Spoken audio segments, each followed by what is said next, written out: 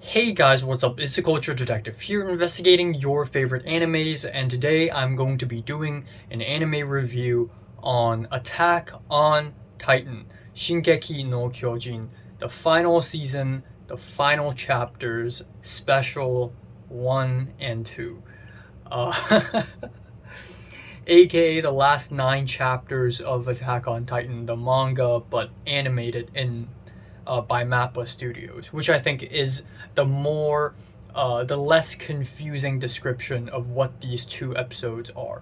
But if you don't know what Attack on Titan is, but you call yourself an anime fan, well then you're missing out, brother or sister, because Attack on Titan is only one of the most influential and most successful and most well known animes in the last decade or so. They have a humongous fan base, and when Attack on Titan came out, a lot of non-anime fans got converted into anime fans because of Attack on Titan. It is a manga written and illustrated by Isayama Hajime, and it is adapted into an anime by Wit Studios before it got transferred to Mappa Studios.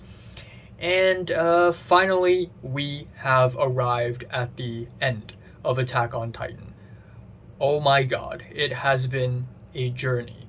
And yeah, I started watching Attack on Titan in June of 2020, so it's been 3.5 years.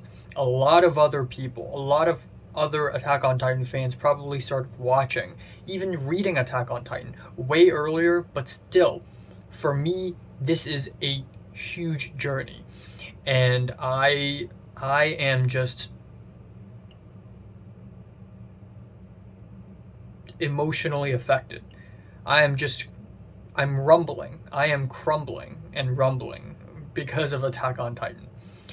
So the the Mappa Studios decided to release Attack on Titan as one season, and they call it the final season, which is really weird considering that they have so many chapters to adapt. It seems crazy that they can just pack all that into one final season.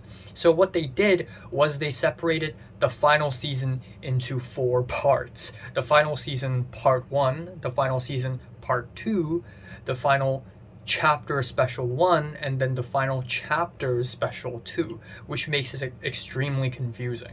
But let me just quickly go over what Attack on Titan to me is. So first off, seasons 1 and 2 are basically Attack on Titan in its most basic form. It is a fun medieval survival story with a lot of very young and angry characters, and as far as I'm concerned, the story is pretty good. Overall, it's okay. It didn't blow my mind or anything, but the moment Attack on Titan hit season 3 and it started to get political, this is when Attack on Titan got upgraded into a masterpiece, because it's no longer about man versus Titan and surviving. It's suddenly about politics. It's suddenly about propaganda. It's suddenly about lies and deception and human nature. It suddenly became a lot deeper. Season 3 part 2 is absolutely mind-blowing, and it only progressively got more and more insane as the story progresses. We enter season 4, aka the final season part 1, where we have the Marley arc. Every single freaking episode in the Marley arc is groundbreaking. They're crushing. They're revealing truths layer by layer. Some of the most deep and well-developed characters I've ever seen. Period. Full stop. Some of the best storytelling. Some of the boldest and most ambitious world building. Some of the most well-crafted, carefully planned and designed twists and turns, making Attack on Titan a story within a story within a story, because it's getting so much into the world, politics, and people using weapons. Titans are no longer the scary thing. You know what's a scary thing? Authoritarian regimes. You know what's a scary thing? Apartheid, racism, and it's absolutely insane. Like, how the hell did Isayama Hajime come up with the story? Like, how the hell did he do it? he's a freaking genius. I just cannot even fathom, I cannot even begin to fathom how did Isayama Hajime come up with a story this complex and then lay it out in such a carefully calculated way that it just reveals itself layer by layer. It's absolutely insane. Finally, we have arrived at the final chapters special 1, which sounds very confusing, so let me explain it to you.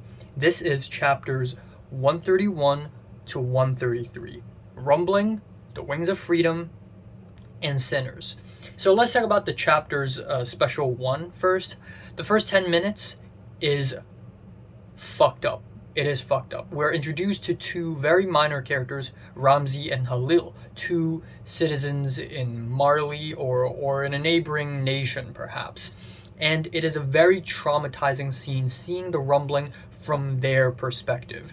Two curious boys just trying to explore the world, just trying to be happy, suddenly sees an ocean of gigantic titans and their homes, their families, their land getting trampled and themselves getting... Oh, by the way, this video full of spoilers. If you haven't even seen these two episodes, I can't talk about these two episodes without spoiling the shit out of it. Just go to the description, see my rating, and dip, and watch these two episodes immediately. But Ramzi and Halil get stepped on, and they die. And it's traumatizing, not only because we just see two innocent little kids get crushed into paste, but also it's harrowing because it mirrors Eren and Armin, two curious boys, two innocent boys trying to explore the world just to be met with tragedy. Except this time, it's tragedy created by Eren. Eren wanted this. And it's extra more traumatizing and emotionally crushing when we constantly intercut from Ramzi and Halil running from the colossal titans to Eren hugging Ramzi in a flashback and crying, knowing that Eren will kill him in the future and kill everyone in that land. And then that intercuts to Eren just floating in the air, in the blue sky, with his arms open, with clouds soaring beside him, and he's screaming in happiness, tears of joy, saying, "Freedom! This is freedom!" While at the same time we hear screams, we hear the rumbling. It is absolutely haunting, to say the least. And when I watched this, I was like, no way. Is this actually how it went down in the manga? So I looked at the manga. So I actually have 33 and 34. I actually have 32, 33, and 34. This is Ramzi and Halil getting trampled by the colossal titans. And what is so amazing about the manga is that it is so goddamn cinematic. For instance, Isayama Hajime used 2 pages to depict this because a photo like this says 1,000 words. It says 1,000 words, it says 1,000,000 words. Eren putting his arms side by side and screaming freedom is so haunting. It's so dark that it requires 2 whole pages.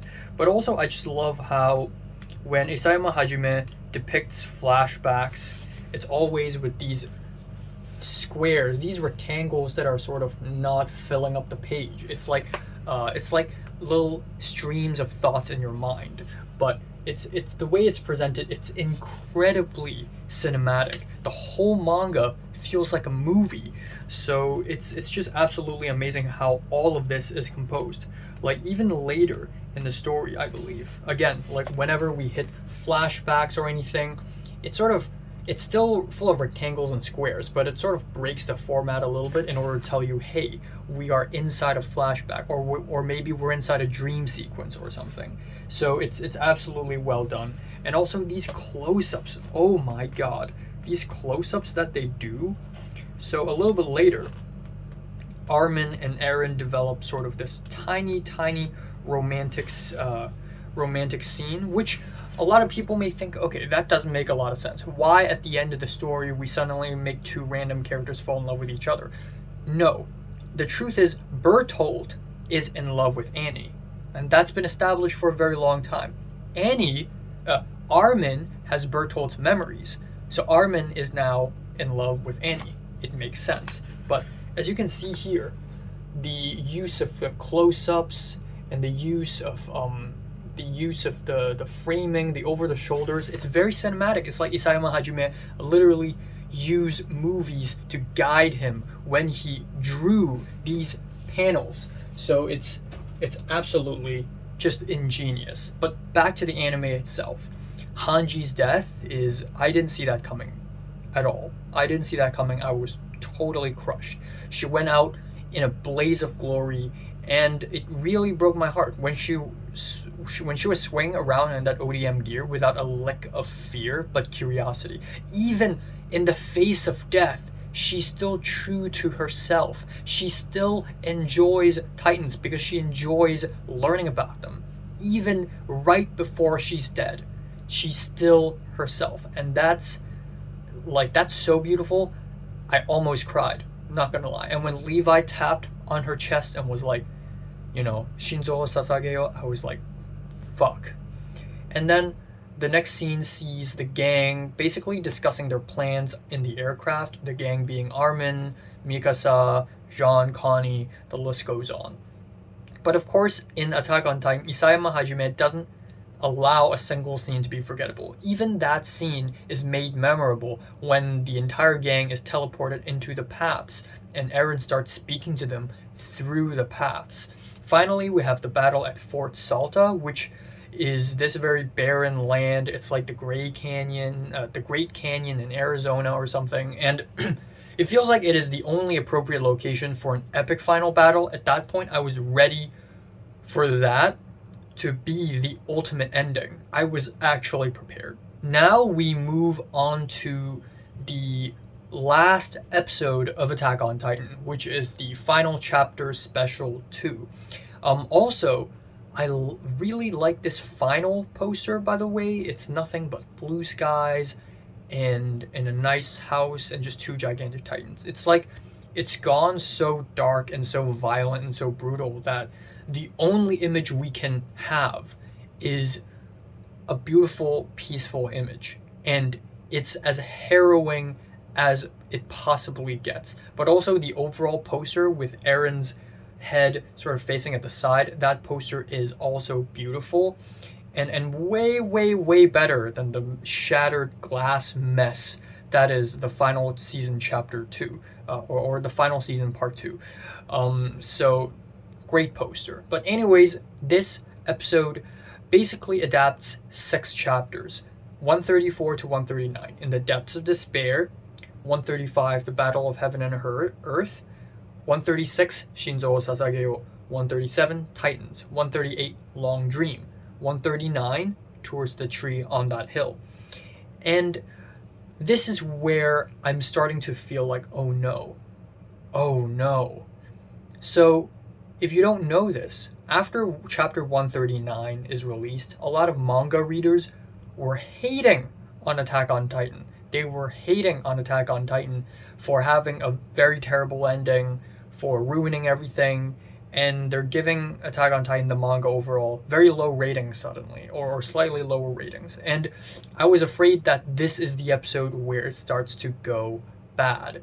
So watching this episode made me very cautious. It's like, okay, when does the story go bad? When does it start to go bad? I don't know. Because most of this episode, by the way, it's 1 hour and 25 minutes long. The first hour is sheer perfection. It is absolute sheer perfection. It is one gigantic, extremely long and painful and brutal battle where every character experiences something near death.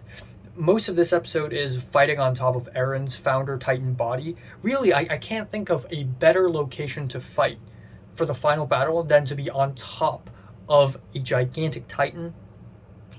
And Jean and Armin clinging onto the armored Titan while the armored Titan is fighting other historic Titan bodies on top of Eren's founder Titan. Like, if you tell me that something like this would happen when I was watching season 1, I would be like, okay, there's no way. Why are they friends with the armored Titan? Why is the armored Titan fighting other Titans? What's happening? I don't know. But that's just the beauty and the crazy culmination of all these twists and turns has built up to. It's so complicated, and it's finally delivering. It's finally paying off. And it gets really, really complicated very soon. Peak, aka the Cart Titan, tries to detonate the explosives and gets stabbed. Armin gets kidnapped. Reiner is nearly dead. Levi gets his leg chomped off to save Connie. They literally stand zero chance against Eren. And Ymir, the founder Ymir, has returned. And her presence is really haunting. She's like a ghost. She just stands there and stares at you while summoning all these historic titans at you. And it gets extremely powerful, however, when Armin and Zeke speak to each other in the paths. So the beginning of volume 34 starts off with, I think, some of the most heartbreaking and some of the most brutal imagery I've seen in anime to date. And it is the rumbling, but it's now worldwide. And by worldwide, I don't mean like the fantasy world. I mean like real freaking world. Like the Titans have arrived at London and they're destroying the London Tower Bridge. They have arrived at Japan and they're destroying the shrines while people are kneeling on the ground praying. The Titans have arrived at Thailand and it's destroying the temples there too. And it's suddenly the real world. It's not some fantasy world anymore. We're in the real world. And a lot of people are dying. And it just hits you right in the bone. I don't know if it hit you or not, but it hit me. And the scene that hit me the hardest is when there's a gigantic cliff and people are falling. They're all falling off the cliff. But there's one baby child and they keep passing the baby child to the back. In the manga, it's completely black and white. In the anime, they made it even more heartbreaking by having the entire scene black and white, but the baby's in color. It's like Schindler's List. And there's a shot of the baby being like held up by the crowd, who are dying, by the way, like held up high. And then you can see the colossal titans in the back marching towards them. And it's like another image where a picture says 1,000 words. This is hope versus nihilism. This is the ultimate image of that, and it's insane. And it's happened in the beginning of volume 34, but the anime didn't adapt that until Armin enters the paths, so that it is hammered home even harder. And then we have Armin and Zeke talking to each other, and they explore what is essentially the central thesis of the story: whether to give up living because we'll die anyways. If we live, we suffer, because that's life. We keep suffering. We keep facing challenges. It's pointless. Let's just all die. But then Armin picks up a leaf and started to talk about running towards a tree, and in Zeke's perspective, that became a baseball. And they realized that, yeah, living is suffering, but living is also about living the small moments and enjoying the small things in life. And that's a really powerful statement. It's really freaking powerful. It's just one of those like life moments that just make you go, holy shit, oh my god. And then we enter this Birth of the Titan sequence.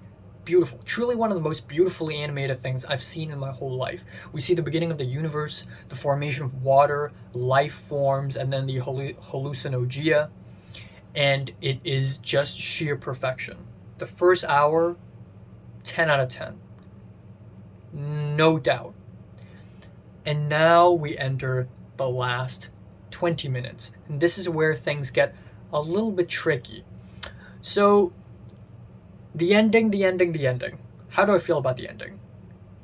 I think it's great. I don't know, maybe it's just me. Sometimes endings are really divisive, and I end up liking it, like the ending to Lost. I like the ending to Lost.